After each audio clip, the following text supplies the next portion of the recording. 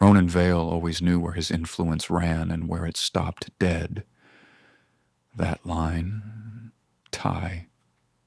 Ronan felt it long before words came into play, before troubles started whispering through the streets, before rivals dared to challenge him out loud. It started with the way the city watched them far too closely, far too aware. On the west side, Ronan's presence was like gravity. People averted their gaze whenever he walked in. Rivals sucked down their pride before they spoke. Even those who hated him respected what he was capable of. There was never any question who had the power, but suddenly, the city stopped seeing him as something unknowable and dangerous and started seeing him as something ordinary, not weaker, worse, understandable. Ty picked up on it first, not because he knew anything about wolf politics, but because he could read people. He noticed how conversations fell flat when he entered a room, how guards hesitated just a bit too long before acting on Ronan's orders, how older wolves watched him with a bitterness that looked uncomfortably close to blame. Something shifted, and Ty was right in the middle. He tried to ignore it. That seemed easier at first. He kept working, kept moving through Ronan's world like it still belonged to him. Ty danced in the kitchen as he cooked, reorganized Ronan's pricey liquor cabinet just to annoy him, curled into Ronan's side during late meetings, pretending to read while Ronan handled business. But the tension just grew, living in the silences, in the way Ronan's wolves grew quieter whenever Ty was around, in the way Ronan watched him like he was slowly slipping away. Ty hated that look. The way Ronan's eyes held him, like he was already losing him. It chilled him, made something cold settle in his chest. Maybe everyone else was right. Maybe he didn't belong. Maybe loving Ronan really was a risk. Maybe he really was the fault line running beneath everything. The truth landed on a rainy night. City lights glittered beneath the penthouse windows. Ronan stood across the marble kitchen counter, hands braced like he was holding himself in place. Ty faced him, steady. If I wasn't here, would any of this be happening? Ronan didn't answer right away. That was answer enough. Ty's chest tightened. Ronan. A beat. Then, no. The word cracked something open, honest, definite, heavy.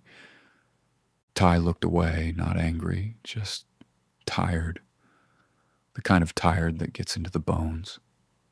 Ronan saw the fight leave Ty's shoulders, understood too late that anger would have been easier than silence.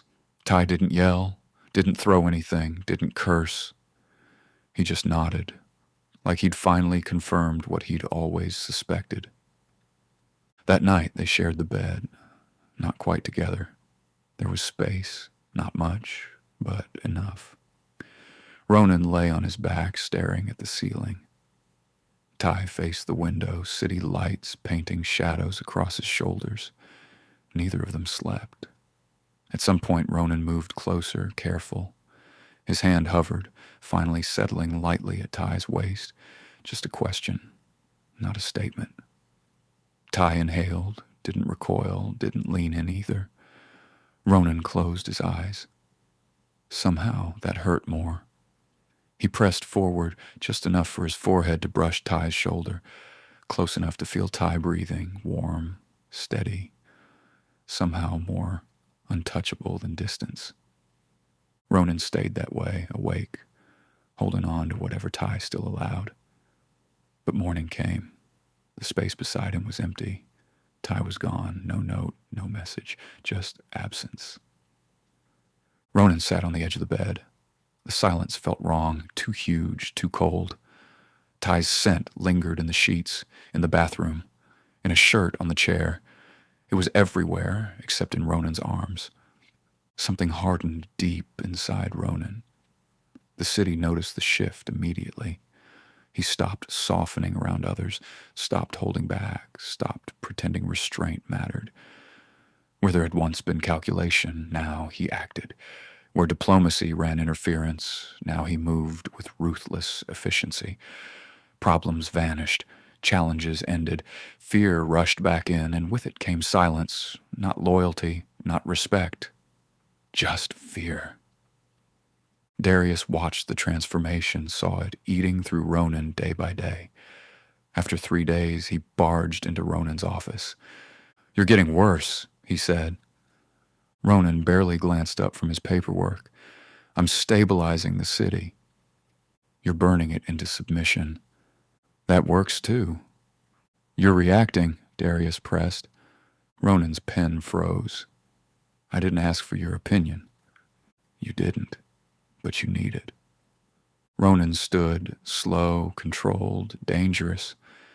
Darius didn't flinch. "You lost him," Darius said quietly. "Now you want the world to hurt for it." Something sharp flickered in Ronan's eyes, gone in a blink. He left. "Yes?" Silence stretched. Then Darius added, "And you let him." That hit home, because it was true, and Ronan knew it. He could have stopped Ty, blocked the building, hunted him down, demanded he stay. But love that survived only by force wasn't love, and Ronan had sworn never to be that kind of monster, even if it ruined him. Ty tried to convince himself leaving helped. He found a small apartment on the east side, tiny kitchen, smaller bed, quieter streets. He told himself this was safer, simpler. He worked longer hours, went out less, stopped answering most calls. But Ronan was everywhere, in the city, in the air, in the shape of every shadow outside Ty's apartment. It was always worse at night, when Ty remembered things he shouldn't miss. The weight of Ronan's arm across his waist, the way Ronan pulled him close in his sleep, the way Ronan's breathing slowed whenever Ty touched him, as though just being there steadied him. Ty hated missing that, hated the way his body ached for Ronan. One night, Ty woke at 3 a.m. to footsteps outside his apartment. His heart jumped, and for one wild second he thought Ronan had come for him. But it wasn't. And somehow that was worse. The attack hit 2 nights later, fast, brutal, just as Ty expected. He'd lived with wolves long enough to read the air, to sense when danger was coming. The hallway went silent. Ty barely snatched up a heavy lamp before the door erupted inward.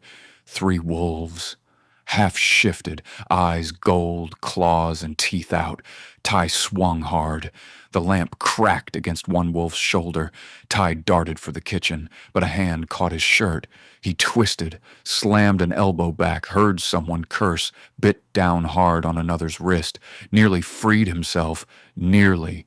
Then cold silver cuffs snapped tight around his wrists. Pain detonated, not physical, deeper. The bond flared. Ty gasped. Across the city, Ronan froze, mid-meeting. The pain hit him, sharp and unmistakable. Ty's agony. The glass in Ronan's hand shattered. The room's conversation stopped. Ronan stood up so fast his chair crashed onto the floor. "Boss!" "Where?" he growled. Darius was already moving. Ronan barely heard him because the bond was screaming Ty, Ty, Ty inside his head. By the time Ronan reached the warehouse on the east side, the wolf inside him was clawing for the surface. The building reeked of blood, fear, silver. Ty. Ronan's control unraveled. The wolves waiting inside expected the Ronan they'd always feared, strategic, controlled. Instead, they faced his rage. He tore through the first guard, bone cracking, blood splattering concrete. Another wolf lunged. Ronan caught him by the throat, slammed him into the wall so hard it cratered. Chaos broke loose. Snarls, shouts, gunfire. But Ronan registered only the threat to Ty, watching Ty strapped to a chair, bruised, battered, alive. He didn't look away. The traditionalist leader stepped forward. "They told me you'd come alone." Ronan advanced, slow, calm, deadly. They were right. They said he was your weakness. Ronan glanced at Ty, saw every bruise, every mark, every moment he'd failed. Then he smiled, cold, precise. They misunderstand. He's the only reason I ever held back. And then he stopped, holding back. The shift was terrifying. One moment, Ronan stood untouched, expression glacial. The next, the wolf surfaced, not fully shifted. He still looked human, but his eyes blazed gold, claws sliding free. The warehouse's atmosphere twisted. Every wolf in the room felt the pressure, dominance, violence, an alpha no longer restrained. Ty saw fear hit them, real fear, the kind predators feel before something bigger tears them apart. A traditionalist attacked anyway, panic, pride, stupidity. Ronan caught him by the jaw and drove him into the floor, leaving a crater. Didn't even look down. Another wolf lunged in full shift.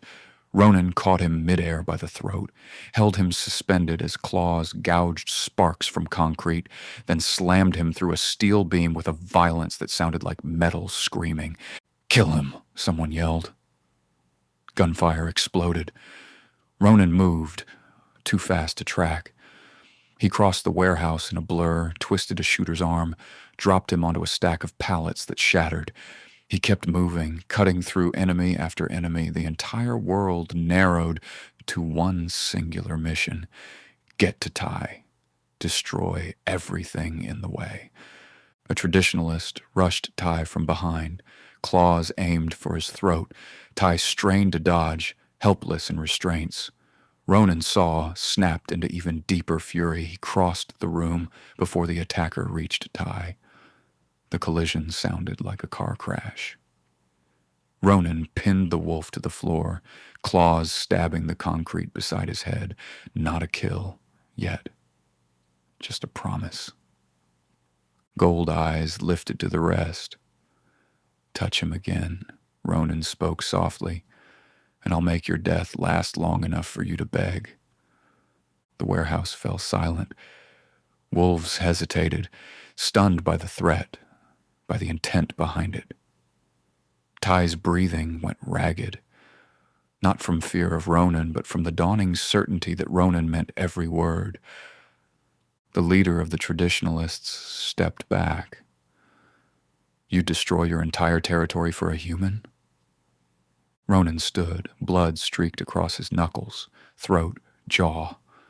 Monstrous, beautiful, dangerous. Yes. No shame, no hesitation, just the truth. The leader snarled, shifted, fur tearing from skin, bones cracking, a massive black wolf barreling toward Ronan. Ty barely had time to brace himself before Ronan met him head-on. The impact rang through the warehouse. They crashed through steel shelves. Metal shrieked and scattered. The traditionalist snapped for Ronan's throat. Ronan caught his jaw, stopped him cold, muscles strained. Then Ronan drove his knee into the wolf's ribs twice, a crack echoing above the chaos. He slammed the wolf against a pillar, spiderwebbing concrete. No wasted motion, no wild rage, just surgical violence. The wolf lunged again.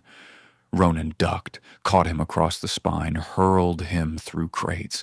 Wood exploded, dust hung thick. Ty watched, heart pounding. Other traditionalists tried to join in, and Darius's wolves swarmed through the side entrances. Instant chaos, gunfire, snarls, violence everywhere. But Ronan stayed untouched, a storm at the center. One wolf slashed silver across Ronan's shoulder. Ronan ignored it, grabbed the attacker and dragged him backward across the floor until cracked concrete marked their path. He pinned him against a wall, claws sunk deep. The man froze. "You should have run," Ronan said, then knocked him out with a single blow. The traditionalist leader tried to escape, bleeding, limping, terrified. Ronan watched, smiled. That smile chilled Ty more than the claws ever could. Calm, not wild. The leader shifted halfway back to human, spat, "You've become weak." Ronan walked toward him. Each step split the concrete. "Weak," he repeated. "You chose a human over your own kind." Ronan stopped, too close to ignore, judged him. "He's the only reason this city still exists." The traditionalist's eyes widened, but Ronan hit him once, hard enough to knock him out cold. Silence fell. Rain dripped outside, air thick with destruction. Ronan stood in the center, wolf still clawing under his skin, demanding more. But Ty was here, alive, breathing, safe. Gradually, Ronan turned toward Ty. That choice said everything. The warehouse calmed, breathing hard, water dripping distant. Ronan approached Ty, slow, hesitant. For once in his life, he fought the urge to destroy. The wolf inside him wanted violence, wanted vengeance, wanted to tear apart anything that hurt Ty. But Ty was here. Ronan remained just out of reach, waiting for Ty's permission, unsure if he deserved to touch him. Ronan found Ty and stopped short. He just couldn't touch him yet, not with the wolf still alive inside, ready to break loose. Ty's scent hit him first, sweat, sharp fear, but underneath it all, that warmth that always had Ronan losing his bearings. The haze started to clear, but just barely. His voice came out in a low, guttural rumble. "Are you hurt?" Ty shook his head, slow. His eyes locked onto Ronan's, dark, so human, refusing to look away from the golden flecks glinting in Ronan's hungry gaze. "You didn't hesitate," Ty said, voice steady even as the adrenaline fizzled away. Ronan edged closer, feeling Ty's breath go ragged. The space between them shrank to nothing, painful, like reopening an old wound. He had tried to keep Ty out, to drive the human away for good. Fangs and full moons weren't supposed to mix with people like Ty. He knew that, but he did it anyway, thinking distance kept Ty safe. Ty's throat moved as he swallowed, and his words landed like a slap. "I didn't want you to hesitate." The hit felt stronger than any wound or bite Ronan could remember. He'd believed pushing Ty away would protect him, but Ty stepped in, filling the gap. "Didn't work," Ty murmured. "You tried, but it didn't keep me safe." "No," Ronan agreed. The silence stretched, thick with things unsaid, broken only by the distant groan of wind against steel. Then Ty spoke again, voice hard. "You don't get to shove me aside and still play hero." Ronan lifted his hand, stopped halfway, waiting, unsure. Ty finished what Ronan started, bridging the distance himself, pressing into Ronan's chest. The wolf inside fell quiet, surrendering. Ronan wrapped Ty tight, holding him steady, feeling every tremor. Ty's breath hit Ronan's shoulder, loaded with relief, a thread of anger underneath. "You're a goddamn idiot," he muttered, fingers twisted in Ronan's shirt. "Yep." Ronan tightened his grip, drinking in Ty's scent. "Don't make me do that again." Ty's answer came quick. "I won't." Ronan almost laughed at that. Ty always promised too much. "Don't say it if you can't stick to it." "I'll figure it out." Honest, raw, and probably the best Ty could give. Ronan took it, letting the warmth settle between them. They made their way back to Ronan's penthouse as dawn stole across the horizon, the city below glowing like veins of neon, alive and sprawling. Words didn't matter right then. The night's tension lingered, trailing them up into the quiet. Ty perched on the edge of the bed, the mattress sinking under his weight. Ronan stood in front, impossibly close. Still, not close enough. Ty reached up, grabbed Ronan by the shirt, fingertips brushing along his jaw, moving slow like they could squeeze all the meaning out of that touch. Ronan leaned in, surrendering for once, letting Ty guide him. Ty's thumb traced rough stubble along Ronan's cheek. "Still got control?" he asked, voice careful. Ronan's answer scraped out of him. "Barely." Ty grinned, a hint of wicked under the nerves. "Good." He pulled Ronan down completely, and when they kissed, there was nothing frantic about it. It was deep, weighted, packed with everything they hadn't bothered to say. Ronan's hand rested on Ty's waist, and this time Ty leaned in, closing that gap himself. The heat grew, not wild but steady. Ronan broke the kiss, forehead pressed to Ty's. "Are you sure about this?" Ty didn't answer right away. He just searched Ronan's face, then said, "I'm not leaving again. That was enough." Ronan let go, kissing Ty harder, slipping his palms up under Ty's shirt, rough skin on smooth ribs. Ty gasped, arching up, and suddenly clothes became just another obstacle. Ronan yanked Ty's shirt off, exposing the lines of his chest, bruised from the night's chaos. "Damn, you're tough," Ronan breathed, kissing a trail down Ty's neck, nipping at his pulse. Ty's hands worked Ronan's belt loose, the clink loud in the lazy quiet. Shirts and pants piled on the floor, and soon they were bare, skin against cool sheets. Ty was pure human, no fur, no claws, but the heat he radiated lit something deep in Ronan. He eased Ty back, pausing to take him in with hungry eyes. "I've been dreaming about this," Ronan confessed. "Show me," Ty said, his hands roaming Ronan's body, tracing old scars, digging into thick muscle. Ty's look shifted, hunger flashing. He pushed Ronan onto his back, straddling his hips like he'd done it before. The penthouse windows let the morning light pour in, painting shadows across their bodies. Ty kissed his way down Ronan's chest. Ronan gripped the sheets, the urge to take control bubbling up, barely holding back. "Ty!" he growled, but it sounded almost like begging. Ty looked up, cocky. "What, Alpha? Afraid I'll bite?" Hours passed in each other's embrace till sleep took them, limbs tangled, the city humming outside. Ty woke first, traced Ronan's jaw, and smiled at the Alpha, content. Wolf finally quiet. "You know," Ty whispered as Ronan stirred, "for a big, scary werewolf, you're a terrible liar. That whole control thing, total bullshit." Ronan laughed, dragging Ty closer. "You're a pain in my ass, literally." Ty snorted, biting his lip, and they let the heat slowly come back. For now, though, they savored the afterglow. The bond sealed, one wild, one steady, finally together, finally whole.